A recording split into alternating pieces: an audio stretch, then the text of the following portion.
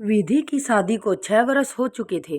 सास ससुर और पति जतिन के साथ उसने बहुत सामंजस्य बैठा लिया था, लेकिन उसकी नकचढ़ी ननंद सुनीता अब भी मानती नहीं थी कि विधि उनके घर की परंपरा को निभा पा रही है। अक्सर सुनीता किसी न किसी बात पर मुंह बनाकर बोल ही देती, भाभी हमारे यहाँ ऐसा ही होता है।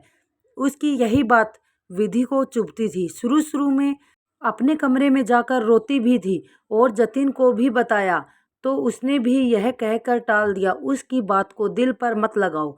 घर में सबसे छोटी है, सबकी प्यारी होने से थोड़ी मुंहफट हो गई है, अनसुना कर दिया करो। विधि को समझ नहीं आता कि कोई उसे कुछ कहता क्यों नहीं। क्या उसे दूसरे घर नहीं जाना है? परंतु सब ऐसे ही चलता रहा। न विधि ने बुरा मानना छोड़ा, न ही सुनीता ने उसे घर के रिवाज सिखाना। आज विधि का बेटा पहली बार अपने स्कूल जा रहा था।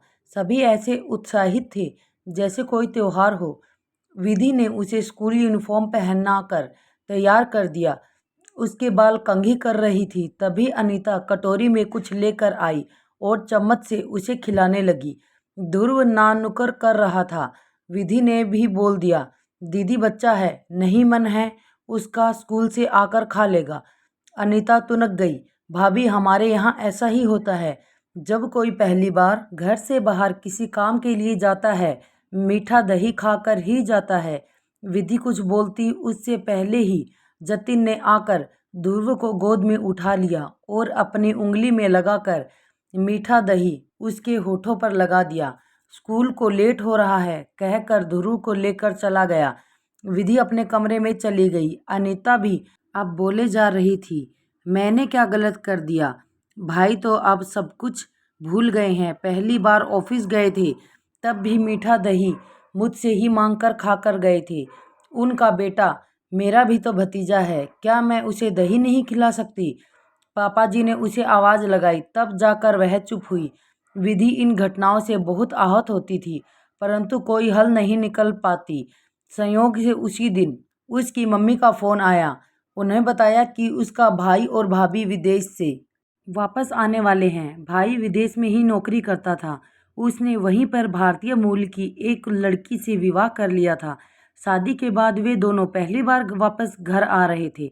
माँ चाहती थी कि पूरे रीति रिवाज के साथ नई बहू का स्वागत किया जाए, इसलिए उन्होंने विधि को घर बुलाया था। घर उसी शहर में था, इसलिए जतिन उसी दिन शाम को विधि को उसके घर छोड़ आया। अगले दिन भाई भाभी आ गए। दरवाजे पर उसके भाई विकास के साथ खड़ी लड़की को देखकर विधि दंग रह गई।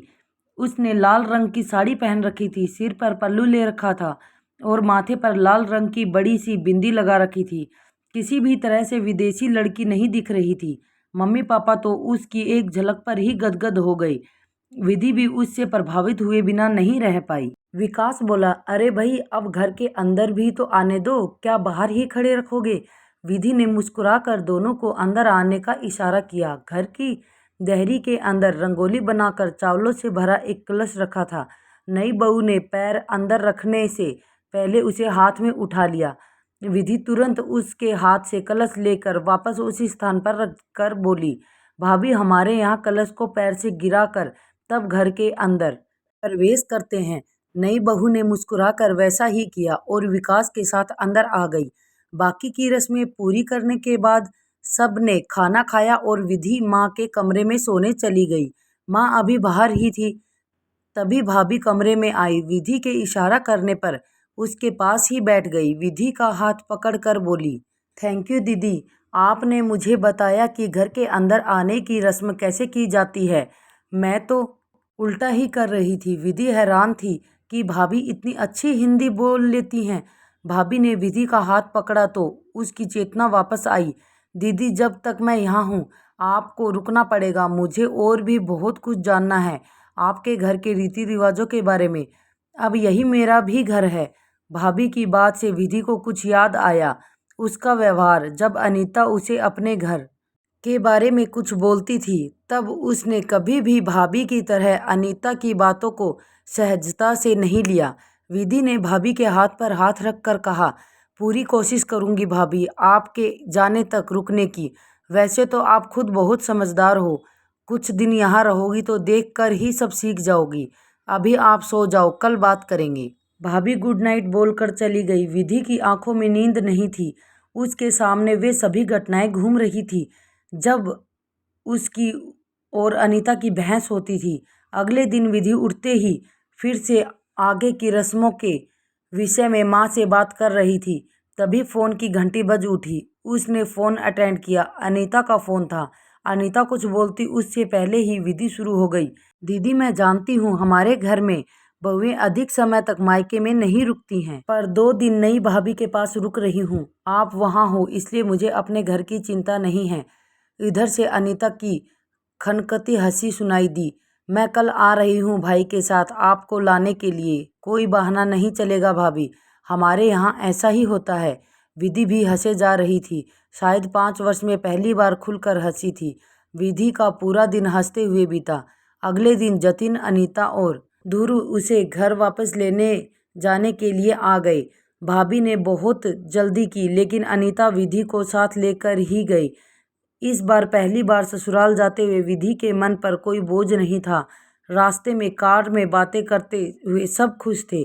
अनीता बड़ी उत्सुकता से नई बहू की बातें सुन रही थी। निधि ने उसे छेड़ा, अब शादी का अगला नंबर आपका ही है अनीता दीदी, तभी इतने ध्यान से सब सुन रही हो। ऐसा नहीं है भाभी, कुछ सोच रही थी। अनीता ने विधि की बात का जवाब दिया। हमें भी बताओ ऐसी कौन सी बात है, विधि ने फिर छेड़ा। अनीता ने बात को टालते हुए कहा, अरे छोड़ो ना भाभी, आप इन सब बातों को नहीं मानती हो। अब तो विधि की उत्सुकता और भी बढ़ गई। आप बता कर तो देखो, वह हंसते हुए बोली। ध्रुव कुछ खाने की जिद कर रहा था। जतिन ने कार को किनारे रोक दिया और ध्रुव को लेकर सामने दुकान पर चला गया। अनीता और विधि भी कुछ देर के लिए कार से बाहर आ गई। सामने देखकर अनीता अचानक बच्चे की तरह उछल पड़ी। अरे भाभी, यह वही जगह है जहाँ परसों सत्संग होने वाला है। 2 साल बाद देवी जी पधार रही हैं। विधि को याद आ गया, अच्छा वही जिनसे ध्रुव के पहले जन्मदिन पर घर में सत्संग करवाया था। अनीता ने आश्चर्य से विधि की ओर देखकर कहा, आपको याद है, इस बार आप भी साथ में आना।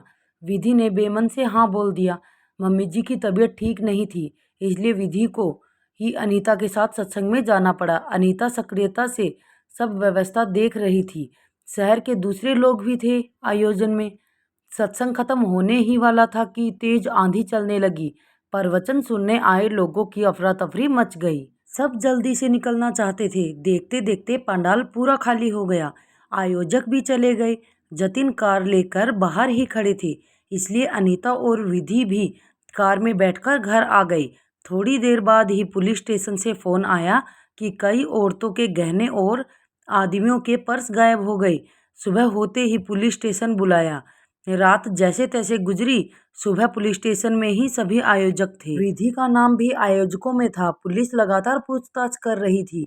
उसका कहना था कि या तो देवी जी और उनके लोग या फिर आयोजक, दोनों में से कोई इस लूट में शामिल है। देवी जी कभी ऐसा नहीं कर सकती, उन्होंने तो अपनी संपत्ति भी आश्रम को दे रखी है, विधि ऊंचे स्वर में बोली।